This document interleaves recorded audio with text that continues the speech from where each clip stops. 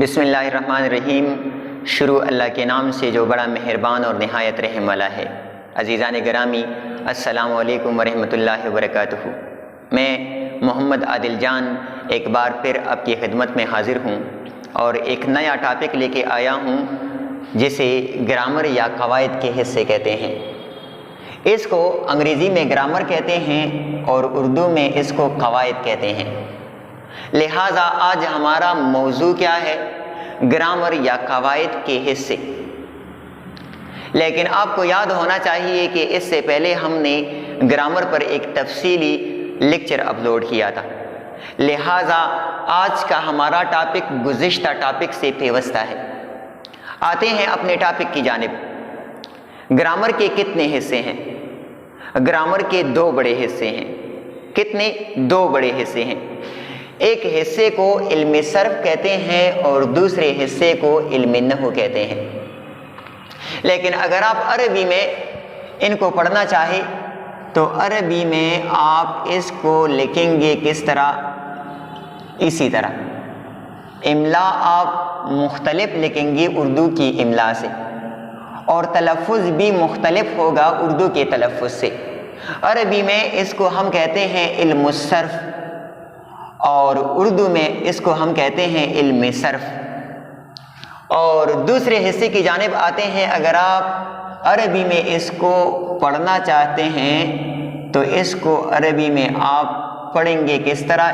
علم النحو، اور اس کی املا آپ اختیار کریں گے اسی طرح، نہ کہ اسی طرح۔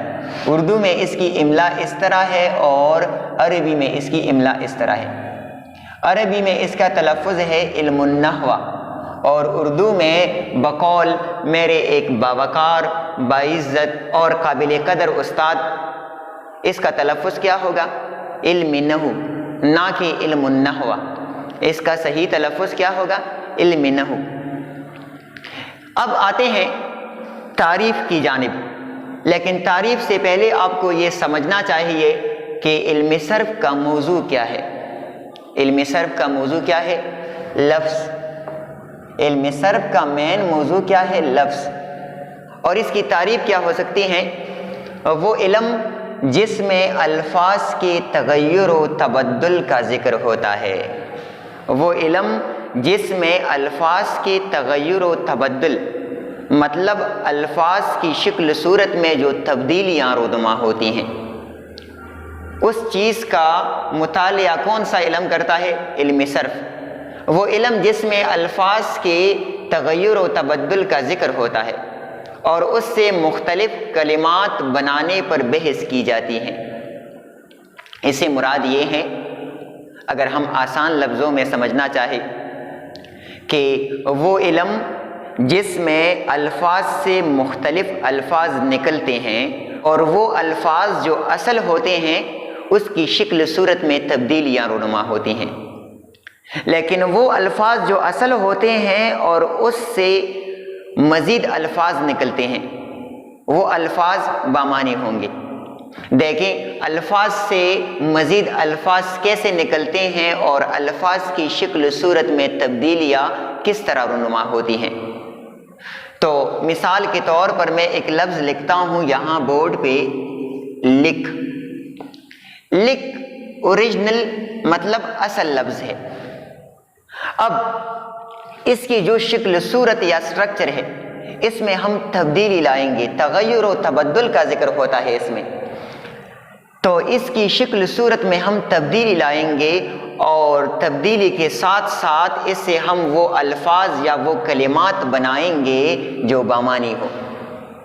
تو میں نے لفظ بورڈ پہ لکھا لکھ۔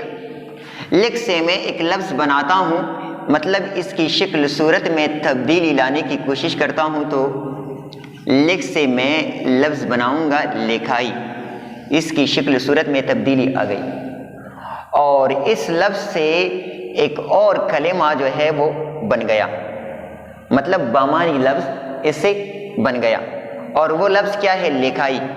ایک اور لفظ میں اس سے بنانا چاہتا ہوں۔ لکھ سے میں نے پہلے لفظ بنایا لکھائی، اب میں اس سے لفظ بناتا ہوں لکھوائی۔ مزید میں الفاظ بناتا ہوں، لکھنا، لکھنا، لکھ سے مزید الفاظ جو ہے وہ بن گئے، لکھنا، لکھائی، لکھوائی۔ تو علم صرف کس چیز کا علم ہے؟ علم صرف میں الفاظ کے تغیر و تبدل کا ذکر ہوتا ہے۔ علم صرف وہ علم ہے جس میں الفاظ کی شکل صورت میں تبدیلی آتی ہے، اور پھر انہی اصل الفاظ سے ہم بامانی الفاظ یعنی کلمات بناتے ہیں۔ یہاں تک آپ سمجھ گئی۔ اس کے بعد آتے ہیں علم نحو کی جانب۔ علم نحو کا موضوع کیا ہے؟ جملہ یا کلام۔ جملے کو کلام بھی کہا جاتا ہے، تو اس کا موضوع کیا ہے؟ جملہ یا کلام۔ اور اس کی تعریف کیا ہے؟ وہ علم جس سے اجزائے کلام کو ترتیب دینے اور الگ الگ کرنے کا طریقہ معلوم ہوتا ہے۔ تعریف اس کی کیا ہے؟ وہ علم جس سے اجزائے کلام یعنی جملے کے اجزاء، کلام جملہ یعنی جملے کے اجزاء، ٹکڑے کو ترتیب دینے اور الگ الگ کرنے کا طریقہ معلوم ہوتا ہے۔ آسان لفظوں میں اگر میں علم نحو کی تعریف کروں تو علم نحو اس علم کا نام ہے جس میں جملے کے اجزاء کو ترتیب دی جاتی ہے، جس میں جملے کے اجزاء کو ترتیب دی جاتی ہے۔ دیکھیں، جملے کے مختلف اجزاء ہوتے ہیں اور ان اجزاء کو، ان ٹکڑوں کو ہم ترتیب دیتے ہیں، اور جب ان ٹکڑوں کو ہم ترتیب دیتے ہیں تو اس علم کا نام کیا ہے؟ علم نحو۔ آتے ہیں سب سے پہلے ایک مثال کی جانب، اور وہ مثال میں پیش کرنا چاہتا ہوں انگریزی کی۔ میں لکھتا ہوں he goes to school, he goes to school.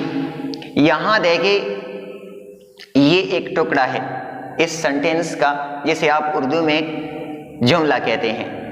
یہ کیا ہے؟ یہ سبجیکٹ ہے۔ یہ ایک ٹکڑا ہے جملے کا، اور اس کو ہم کیا کہتے ہیں؟ سبجیکٹ۔ اس کو ہم کیا کہتے ہیں؟ ورب۔ اس کو ہم ورب کہتے ہیں، اور اسکول کو ہم کیا کہتے ہیں؟ آبجیکٹ۔ یہ جملے کے اجزاء ہے۔ اب دیکھیں انگریزی کا طریقہ کار یہ ہے کہ جملے میں سب سے پہلے سبجیکٹ مطلب فاعل آئے گا، بعد میں کیا آئے گا؟ ورب آئے گا جس کو ہم فعل کہتے ہیں، اور فعل کے بعد آئے گا آبجیکٹ جس کو ہم مفعول کہتے ہیں۔ یہ طریقہ کار کس کا ہے؟ یہ انگریزی کا ہے۔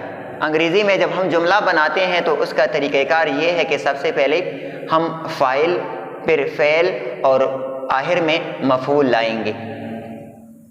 اور اردو میں طریقہ کار کیا ہے جملہ بنانے کا؟ مطلب جملے کے اجزاء کو ترتیب دینے کا طریقہ کار کیا ہے اردو میں؟ تو اسی کا ترجمہ میں لکھتا ہوں، وہ اسکول جاتا ہے۔ وہ اسکول جاتا ہے۔ اردو میں جملے کے اجزاء کو ترتیب دینے کا طریقہ کار کیا ہے؟ یہ ہے۔ وہ کیا ہے؟ فاعل ہے، پلس اسکول کیا ہے؟ اسکول مفعول ہے، جسے آپ انگریزی میں آبجیکٹ کہتے ہیں۔ اور جاتا ہے کیا ہے؟ جاتا ہے ہمارے پاس کیا ہے؟ فعل ہے۔ تو یہاں یہ طریقہ کار دیکھیں آپ، اور انگریزی کا طریقہ کار دیکھیں۔ انگریزی میں جب ہم جملہ بناتے ہیں تو سب سے پہلے ہم سبجیکٹ لاتے ہیں، بعد میں ہم لاتے ہیں ورب، اور ورب کے بعد ہم لاتے ہیں کیا؟ آبجیکٹ۔ اور اردو میں ہمارے پاس طریقہ کار کیا ہے جملے کا؟ ہمارے پاس طریقہ کار یہ ہے کہ ہم سب سے پہلے فاعل لاتے ہیں، بعد میں مفعول، اور اس کے بعد ہم لاتے ہیں فعل کو۔ تو یہاں تک آپ سمجھ گئے کہ علم صرف کا موضوع کیا ہے؟ لفظ ہے، اور الفاظ کی شکل صورت میں ہم جو تبدیلیاں لاتے ہیں اور ان سے مختلف بامانی الفاظ بناتے ہیں، تو اس کا مطالعہ کس چیز کا کام ہے؟ علم صرف کا۔ اور علم نحو کا کام کیا ہے؟ علم نحو کا کام جملہ بنانے کا ہے، مطلب جملے میں جو اجزاء ہوتے ہیں ان اجزاء کو بالترتیب پیش کرنا، ترتیب کے ساتھ پیش کرنا، یہ کس چیز کا کام ہے؟ یہ علم نحو کا کام ہے۔ اس کے بعد ہم علم نحو کو چھوڑیں گے کیونکہ اس کی مختلف اقسام ہیں، تو علم نحو کو ہم چھوڑیں گے اور مزید ہم بحث کریں گے علم صرف پر، اور علم صرف کی جتنی اقسام ہیں تو ان پر ہم انشاءاللہ مزید بحث کریں گے۔ لہٰذا آج کے لیے اتنا کافی ہے۔ جہاں بھی ہو خوش رہیں، آباد رہیں، والسلام۔